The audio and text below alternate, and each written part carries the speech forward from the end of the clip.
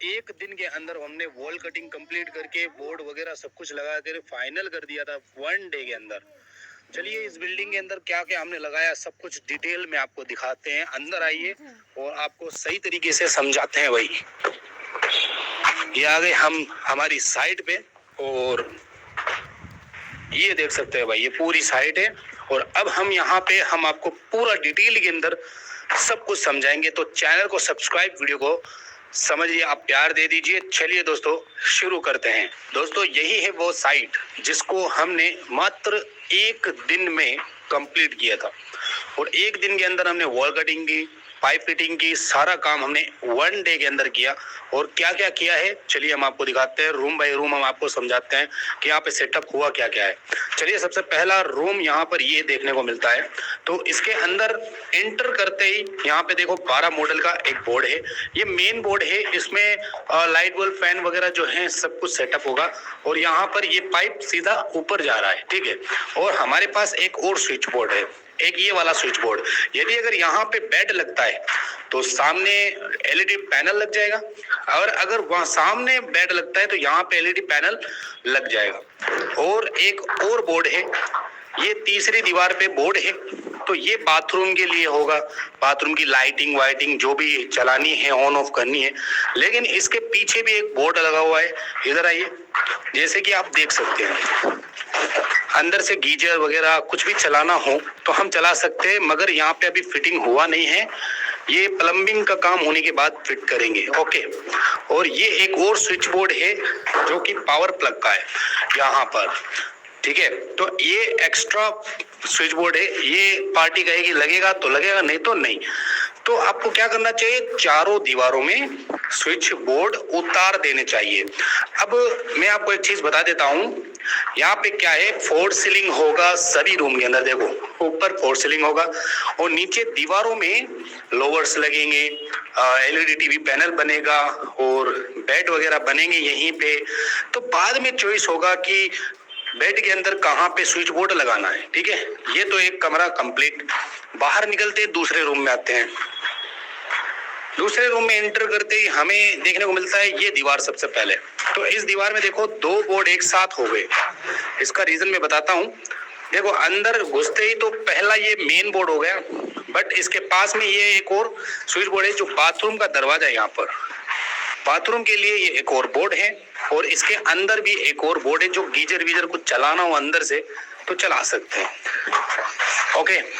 और बाकी अगर मैं बताऊं तो एक यहाँ पे स्विच बोर्ड है, इसमें अगर कुछ लगे, मान लीजिए एलईडी टीवी पैनल बनेगा तो यहाँ से ही वायरिंग वगैरह निकल जाएगी, सामने बनेगा तो सामने से निकल जाएगी। और एक ये विंडो के पास में स्विच बोर्ड है, यहाँ से विंडो जो एयर कंडीशनर वगैरह लगाई जाती है या छज्जों के अंदर जो लाइट वगैरह होती है वो सब यहीं से ऑपरेट होगी। ओके। और यहाँ पे ये एक और स्विच बोर्ड है, यहाँ पर एलईडी पैनल भी लग सकता है या फिर एलईडी वो बेड भी लग सकता है। तो बाद में ये सब प्लानिंग होगा। बहुत सारे लोग कहते हैं कि बेड के पास में लगाओ स्विच बोर्ड, इस बेड के पास में इधर और उधर लगाओ।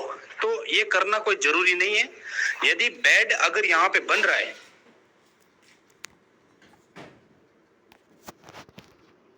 यदि बेड अगर यहाँ पे बन रहा है और उसका टॉप इस तरह से जा रहा है, मतलब यहाँ पे बन रहा है और पूरा डिजाइन इस तरह दीवार में बन रहा है, तो बाद में भी स्विच बोर्ड लग सकता है उधर और उधर। क्योंकि प्लान ऐसा नहीं होता है ना पहले से कि हम बेड 5 फीट का बनाएंगे, 6 फीट का बनाएंगे। मान लीजिए आप यहाँ पर बेड यहाँ पे अगर आप वॉल कटिंग करके आप यहाँ पे छोड़ देते हैं बोर्ड को और एक बोर्ड वहां पे छोड़ देते हैं, ठीक है। तो अब मान लीजिए बेड बड़ा बना दिया, लॉन्ग साइज का बेड बन गया, तो कैसे काम होगा, वो अपना झीरी वॉल कटिंग किया हुआ खराब हो जाएगा ना। तो इसलिए यहाँ पे हम क्या करते हैं, ज्यादातर यहाँ पे छोड़ देते हैं, बाकी सारा काम बाद में होता है। फोर सीलिंग डिजाइनिंग, और ये कहाँ पे अप्लाई होता है, सिर्फ वहीं पे जहां लोग कहते हैं हम फोर सीलिंग भी कराएंगे और पूरी दीवारों में काम भी करवाएंगे। मतलब जैसे लोवर्स लगाएंगे या फिर दीवार में आजकल पता है आपको प्रोफाइल लाइट्स वगैरह का जमाना आ गया है, बहुत सारी लाइटें लगती है रूम के अंदर ही, एक रूम में बहुत सारे लाइटें लगती है। इस वजह से स्विच बोर्ड को बस यहीं तक छोड़ देने चाहिए, मेरा तो ओपिनियन यही है। चलो ये 2 रूम हो गए, अब तीसरा रूम बता दे, फिर एक डिस्ट्रीब्यूशन हम आपको दिखाएंगे। तो ये तीसरा रूम है। तीसरे रूम के अंदर एंटर करते 12 मॉडल का बोर्ड यहाँ पे आता है और ये भी मेन स्विच बोर्ड है, ठीक है। और एक और स्विच बोर्ड आता है, ये हमारा एलईडी टीवी वगैरह जो भी मैंने अभी आपको बताया 8 मॉडल का है, और ये भी एक 8 मॉडल का स्विच बोर्ड है। बट इस दीवार में कुछ नहीं है, क्यों? क्योंकि इस दीवार में देखो ये 2 गैप आ गए हैं, यहाँ पे कबर्ड वगैरह लगेगा, यहाँ पे हम बोर्ड अभी लगा नहीं सकते। तो पार्टी ने बोला यहाँ पे हो सकता है बेड लग जाए, तो हमने सिर्फ एक छोटा सा डब्बी छोड़ दिया है, जब सीलिंग होगा वहां से सारा सिस्टम नीचे उतार दिया जाएगा। तो कोशिश करें चारों दीवारों में आप बैंड्रोब उतारे, चारों दीवारों में पाइप्स भी नीचे उतारे, चारों दीवारों में बोर्ड लगाएं, ये मैं आपको कहना चाहता हूँ। इस बाथरूम के अंदर भी पीछे एक बोर्ड लगा दिया गया है एडवांस, और जब ये सीलिंग विलिंग होगा या फिर बाथरूम के अंदर जो वो प्लम्बिंग का काम होगा तब देखा जाएगा। तो दोस्तों एक इम्पोर्टेंट बात तो मैं आपको बताना भूल ही गया, जैसे कि आप सबसे मतलब जरूरी जो बोर्ड होते हैं वो बताता हूँ कौन कौन से होते हैं रूम के अंदर, इसके अलावा अदर जो बोर्ड होते हैं वो भी बताता हूँ। जैसे कि सबसे मेन बोर्ड जो होता है ना, ये यही होता है, इसको तो लगाना ही पड़ता है। यानी कि आप चाहे डिजाइनिंग काम कराओ या ना कराओ, पोर्सलिंग कराओ या ना कराओ, ये 12 मॉडल का एक बोर्ड लगाना ही पड़ेगा। दूसरा, बाथरूम के पास एक स्विच बोर्ड लगाना ही पड़ेगा, बाथरूम के स्विच बोर्ड लगाना ही पड़ेगा, ये 2 तो इम्पोर्टेंट है। फिर तीसरा स्विच बोर्ड जो होता है वो पावर प्लग वगैरह का लगाना ही पड़ता है, ठीक है। ये 3 बोर्ड एक रूम के अंदर तो 100% उतारने ही है। फिर इसके बाद जब बेड बनता है या कुछ भी बनाया जाता है, फिर बाद में जो है वो प्लान किया जाता है, यहाँ से एक स्विच बोर्ड निकलेगा, बेड के लिए अलग स्विच बोर्ड निकलेगा, जो भी आप प्रोफाइल लाइट्स वगैरह जो भी बनाना चाहते हैं, एलईडी टीवी पैनल बनाना चाहते हैं, मान लीजिए यहाँ पे एलईडी टीवी पैनल बनेगा, यहाँ पे कोई बोर्ड ही नहीं है, तो बाद में निकलेगा एलईडी टीवी पैनल के लिए। तो यदि अगर प्लान पहले से होता है तब तो ठीक है, मगर प्लान पहले से नहीं होता तब भी आपको ये 3 स्विच बोर्ड तो उतारने ही उतारने, मेन स्विच बोर्ड तो उतारने ही उतारने हैं, ठीक है। ये था मेन इंपॉर्टेंट बात जो मुझे आपको बतानी थी। चलिए अब हम बाहर चलते हैं और एक किचन दिखाते हैं सबसे पहले। अब किचन के अंदर सबसे बड़ा मसला खड़ा हो जाता है। किचन के अंदर क्या मसला खड़ा होता है, देखो अब प्लेटफॉर्म कहाँ बनेगा, जैसे खाना पकाने वाला जो जगह है मार्बल का जो लगाया जाता है वो कहाँ बनेगा, बेसिकली मुझे लगता है यहाँ पे ही बनेगा डिजाइन के हिसाब से। बट यहाँ पे सिंक कहाँ लगेगा, मतलब हाथ जो बर्तन धोने वाला सिंक होता है वो कहाँ लगेगा, वॉश बेसिन जो होता है वो यहाँ लगेगा या वहां लगेगा, कहीं पे भी लगा सकता है, ठीक है। तो इस वजह से हमने क्या किया, अभी फिलहाल टेम्पोरेरी यहाँ पे हमने स्विच बोर्ड लगा दिया। अब जब भी जहां भी हमें बाद में आवश्यकता होगी, प्लस्तर होने के बाद, जब वो टाइल्स वगैरह लगने से पहले जब भी आवश्यकता होगी, भाई यहाँ पे स्विच बोर्ड चाहिए या फिर वहां पे चाहिए, आगे पीछे चाहिए, तो वो प्लानिंग बाद में होगी। इसलिए हमने एक बोर्ड यहाँ सेंटर में उतार दिया। वैसे इतना हाइट नहीं होता, थोड़ा और नीचे आएगा ये, लेकिन ये टेम्परेरी है, ठीक है ना, ठीक है। और यहाँ पर एक और स्विच बोर्ड उतार दिया ऊपर से नीचे।